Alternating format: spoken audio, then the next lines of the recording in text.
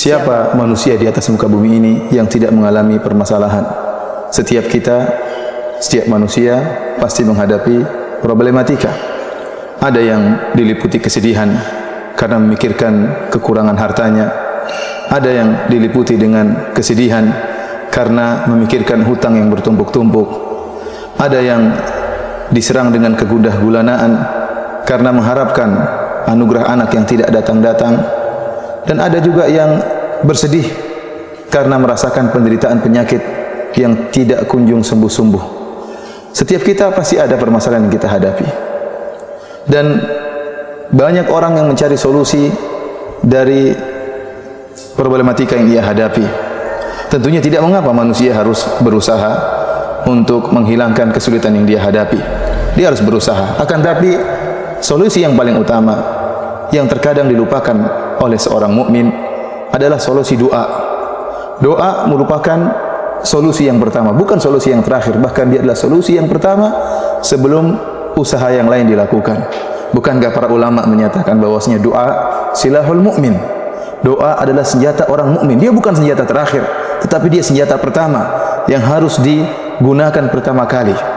Yakin bahwasanya segala problematika, segala masalah, jika Allah berkehendak, Allah hanya mengatakan kun fayakun, maka hilang dengan sekejap mata.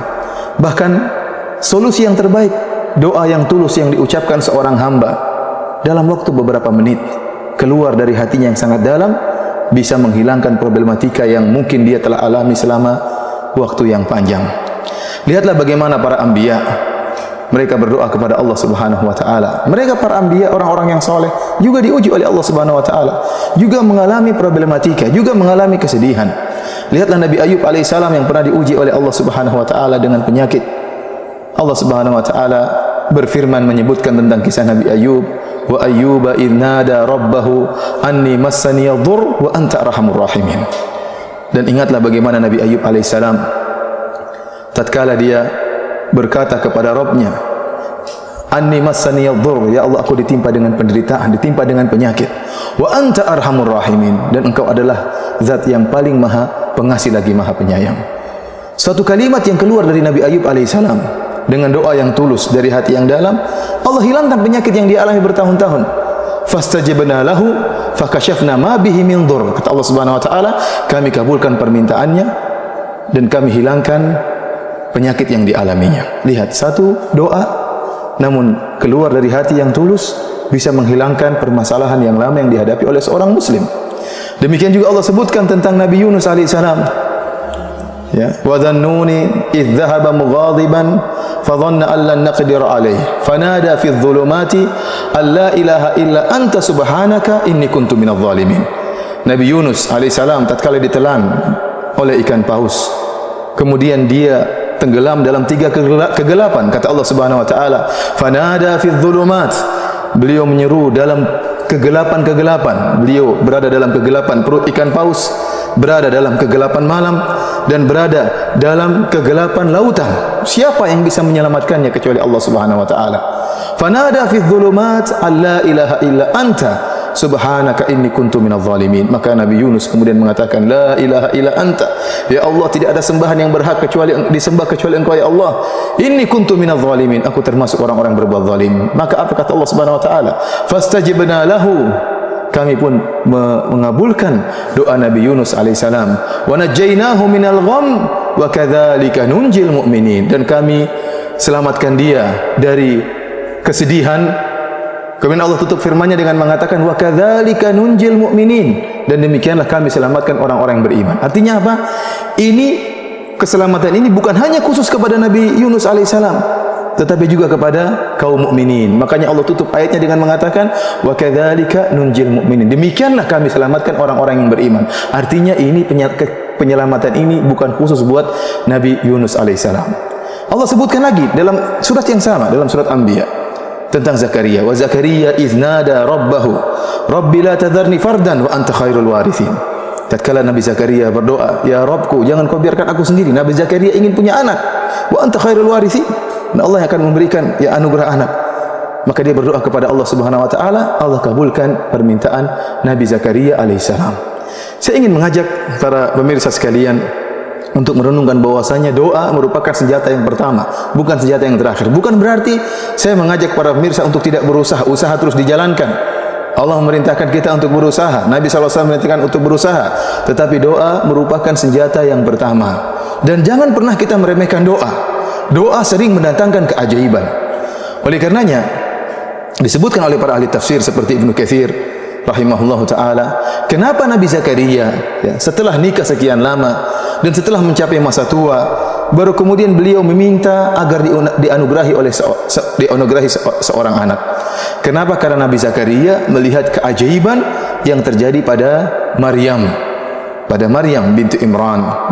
Allah Subhanahu wa taala berfirman dalam Al-Qur'an dalam surat Al-Imran, wa kaffalaha Zakaria kullama dakhala 'alaiha Zakaria al-mihraba wajada 'indaha rizqa. Jadi Maryam dipelihara oleh Zakaria. Tatkala Zakaria masuk di kamarnya Maryam atau di mihrabnya Maryam, wajada 'indaha rizqa. Zakaria mendapati ada rizki yang Allah berikan kepada Maryam. Anna laki hadha? Maka Zakaria bertanya, wahai Maryam, dari mana kau dapatkan rizki ini? Qalat huwa min indillah. Kata Maryam, ini semua dari sisi Allah Subhanahu wa taala. Padahal Maryam tidak keluar dari rumahnya. Seharusnya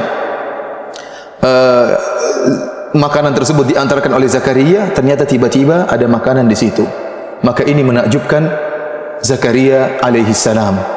Ternyata bisa datang rizki, dan rizki yang datang pada Maryam rizki yang menakjubkan. Disebutkan para ahli tafsir, Allah memberikan dia buah-buahan yang tidak muncul kecuali di musim panas, Allah hidangkan di musim dingin.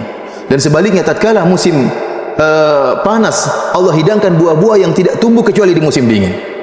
Dari situ kata Allah, hunalika da'a Zakaria rabbahu. Maka tatkala itu Zakaria berdoa kepada Allah Subhanahu wa taala. Dia melihat ternyata Allah bisa mendatangkan makanan atau buah-buahan yang tidak tumbuh di musim dingin saja, kecuali di musim dingin Allah munculkan di musim panas, dan sebaliknya. Tatkala dia melihat dirinya sudah tua dan istrinya dalam keadaan mandul, namun hal ini tidak menjadikan Zakaria putus asa, maka dia pun berdoa kepada Allah Subhanahu wa taala setelah melihat keajaiban tersebut. Sebagaimana Allah sebutkan doa Zakaria dalam surat Maryam, kata Allah Subhanahu wa taala, "Dzikru rahmati rabbika 'abdahu Zakaria idz nada rabbahu nidaan khafiyya. Qala rabbi inni wahana al-'azmu minni washta'ala ar-ra'su shayba wa lam akum bi du'aika rabbi syaqiyya." Yang artinya kami menyebutkan tentang rahmat kami terhadap hamba kami Zakaria tatkala dia menyeru Rabbnya dengan suara yang lirih, "Ya Allah, inni wahana al-'azmu minni washta'ala ar-ra'su shayba." Ya Allah, aku sudah sangat tua, kemudian tulangku sudah lapuk dan rambutku sudah memutih seluruhnya. Walam akum bidu'aika rabbi syaqiyya. Akan tapi aku tidak pernah putus asa dari meminta kepada Engkau ya Allah. Wa inni khiftul mawali mi wara'i wa kanat imra'ati aqira fahab li min ladunka waliya.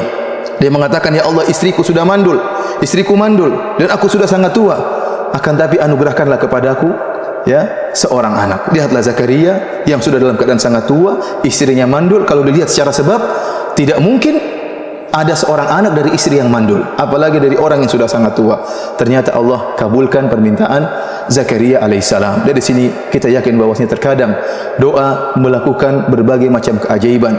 Tinggal doa tersebut harus kita keluarkan dari hati yang tulus, dengan penuh adab tatkala berdoa kepada Allah Subhanahu wa taala, dengan pengharapan kepada Allah Subhanahu wa taala, dengan yakin bahwasanya Allah Maha mengabulkan segala doa. Oleh karenanya Nabi sallallahu alaihi wasallam bersabda, "Ud'ullaha wa antum muqinuna bil ijabah wa'lamu anna Allah la yastajibu du'aan min qalbin lahinin ghafil." Nabi sallallahu alaihi wasallam mengatakan, berdoalah kalian kepada Allah dalam keadaan yakin bahwasanya Allah akan mengabulkan doa kalian, dan ketahuilah bahwasanya Allah tidak akan mengabulkan doa dari hati yang lalai, tetapi tatkala berdoa perlu keseriusan, keyakinan, husnuzon kepada Allah Subhanahu wa taala. Pilih waktu-waktu yang mustajab, sepertiga malam yang terakhir tatkala Allah turun ke langit dunia dan Allah menyatakan, hal min mustaghfirin fa aghfirlah. Apakah ada di antara hamba-hambaku yang beristighfar akan aku ampuni? Hal min sa'ilin fa utiya su'lah. Apakah ada di antara hambaku yang meminta, akan aku kabulkan permohonannya. Barang siapa yang bangun tengah malam, kemudian dibuka dengan solat malam, kemudian berdoa kepada Allah Subhanahu wa taala dengan hati yang tulus, dengan penuh pengharapan, dengan husnudzon kepada Allah Subhanahu wa taala, maka sulit untuk tidak dikabulkan oleh Allah Subhanahu wa taala. Oleh karenanya para pemirsa yang dirahmati oleh Subhanahu wa taala, jangan pernah meremehkan doa. Imam Syafi'i rahimahullah berkata, "Atahza' bid-du'a'i wa tasdarihi wa ma tadri ma sana'ad du'a'u." Apakah kau, janganlah engkau mengejek doa dan jangan kau meremehkan doa. Kau tidak tahu apa yang bisa dilakukan doa. Sihamul laili la tukhti walakin lahal amadu walil amadil inqidha'u. Kata Imam Syafi'i, doa itu ibarat panah-panah yang dilepaskan di tengah malam, tidak akan meleset. Tidak akan meleset, pasti suatu saat akan mengena. Tetapi waktu untuk mengena itu butuh waktu. Oleh karenanya seorang tatkala berdoa di malam hari, yakinlah pasti suatu saat akan dikabulkan oleh Allah Subhanahu wa taala, cepat atau lambat. Allah yang lebih mengetahui apa yang terbaik bagi hamba-hambanya. Marilah kita sama-sama berdoa kepada Allah Subhanahu wa taala dengan penuh keyakinan dan pengharapan, niscaya Allah akan menghilangkan segala problematika yang kita hadapi dengan doa yang tulus. Demikianlah para pemirsa. Assalamualaikum warahmatullahi wabarakatuh.